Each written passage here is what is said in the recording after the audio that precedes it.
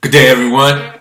We're back at it again. A lot of live action to talk about in last night's sports world. Well, let's get right to it. Starting off with the World Series. Oh, what a performance by the Cleveland pitchers. Anytime you have four pitchers that can combine for a 1-0 shutout, that's outstanding. I mean, there hasn't been a game in Wrigley Field in the World Series in over 71 years, and they came out there and just silenced the bats. They gave up 5 hits, but to go in there and pitch a 1-0 shutout, that's just outstanding. I mean, Andrew Miller, he pitched the inning in the third, 3 strikeouts to pick up the win, fresh off of his ALCS MVP nod. So, what a performance by Cleveland. And, you know, I had mentioned once upon a time on one of my shows about veteran leadership. To have a vet like Coco Chris to come off in the 7th inning, come out the dugout and just deliver a pinch hit RBI, happens to be the winning hit, the winning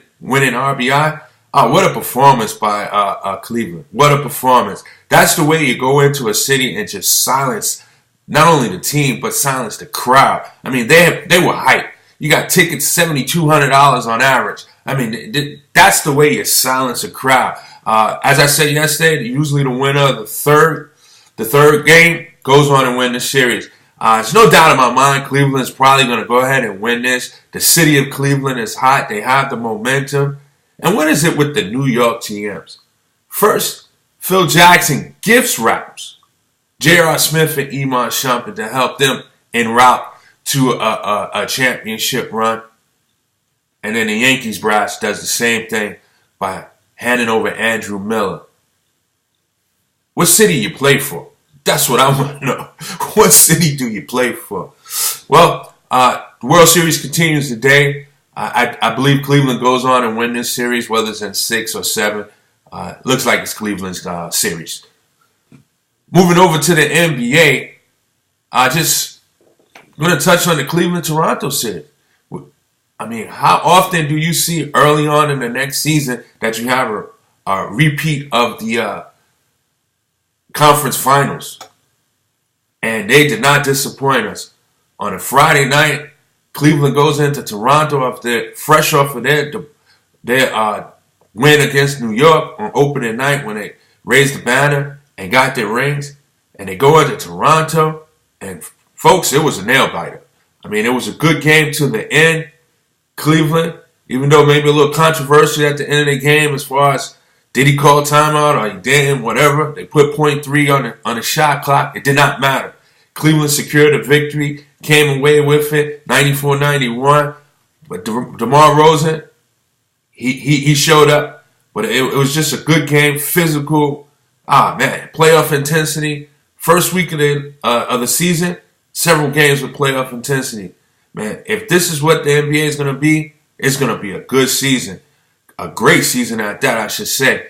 Kyrie Irving once again leads Cleveland to a victory, scoring 26 points.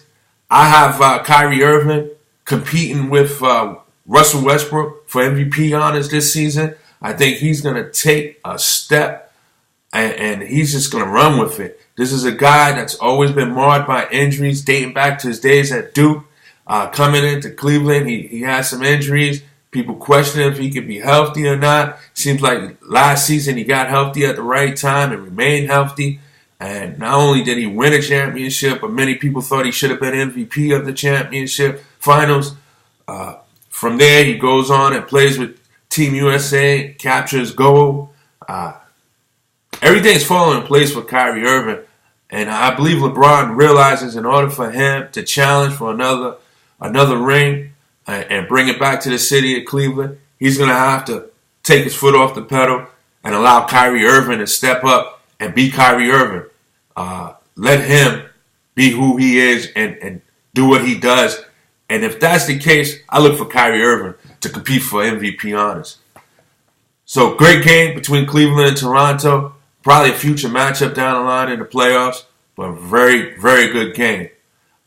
Going into Golden State, watching Golden State take on the Pelicans. After that debacle on opening night, allowing San Antonio to come in there and invade Oracle and pull out a 29-point win, it was no doubt in my mind that the Warriors would come back against the Pelicans and erase that deficit with a blowout, and that did not happen, guys. They were pretty much into a close game towards the end of the third quarter. Somehow or another, they might have found their way in the fourth quarter, and the score probably doesn't indicate how close the game was, but it was a bit difficult for them. The Pelicans was giving them all they can handle. They had a young point guard by the name of Tim Frazier that seemed like he had no fear, and if it wasn't for a couple of inexperienced mistakes or ill-advised decisions, maybe it might have been a tougher game for Golden State. I mean, of course, the Brown, Anthony Davis, he showed up, 45 points. I mean, he's just off to an outstanding start. Between the first game of the season and the second game of the season, what more can we say about this guy? 50 points on opening night, 45 today. I mean, after 2 games, he's leading the league in scoring at 47.5. Tremendous start to the season. Unfortunately, they have to suffer their second loss to the Golden State Warriors. Speaking of the Golden State Warriors, I didn't get a chance to talk about it. I know it was a hot topic over the summer about the Kevin Durant 2-year, $54 million signing. I don't know how many people out there feel. I might be on the side of the minority. I might be on the side of the majority. I really don't care. But me personally, growing up in the hood, playing basketball, you play till you win.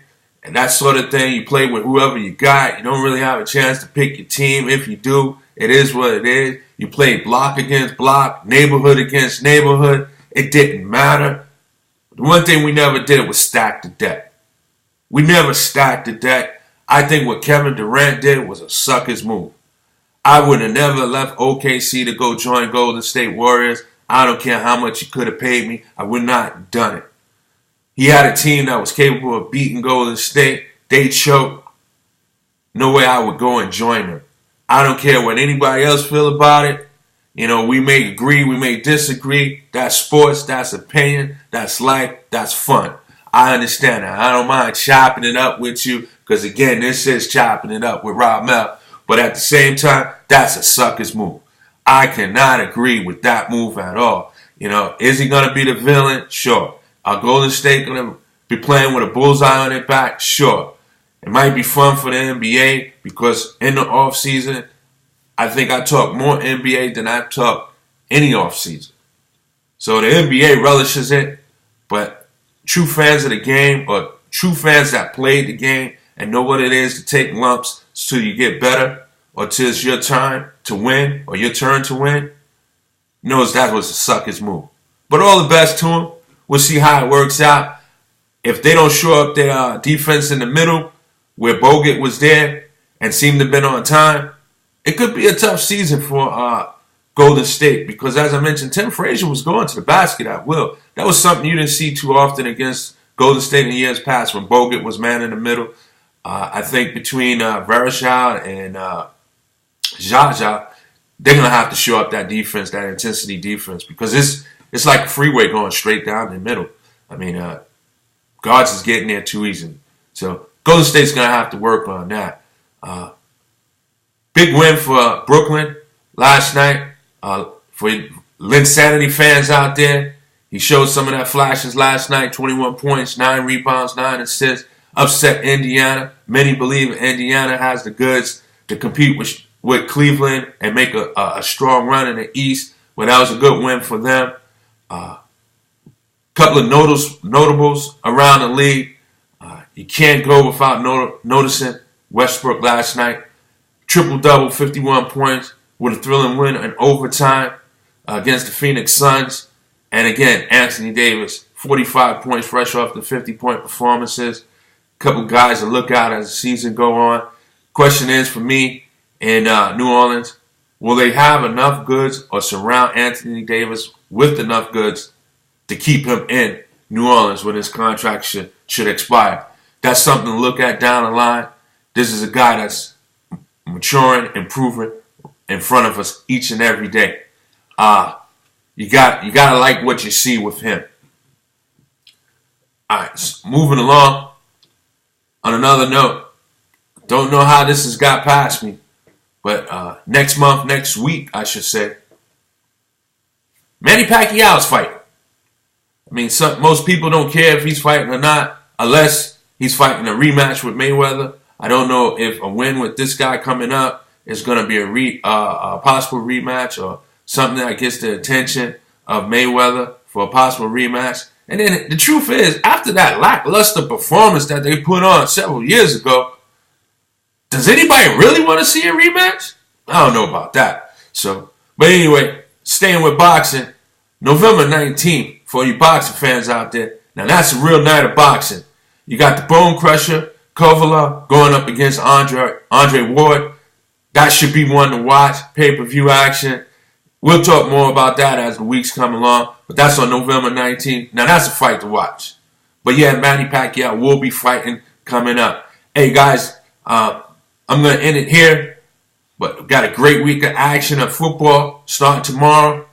And for you college football fans, I don't dive in too much, but is there anybody out there that can beat Alabama? And will Clemson stay undefeated? And will we see a rematch of Clemson and Alabama of last year?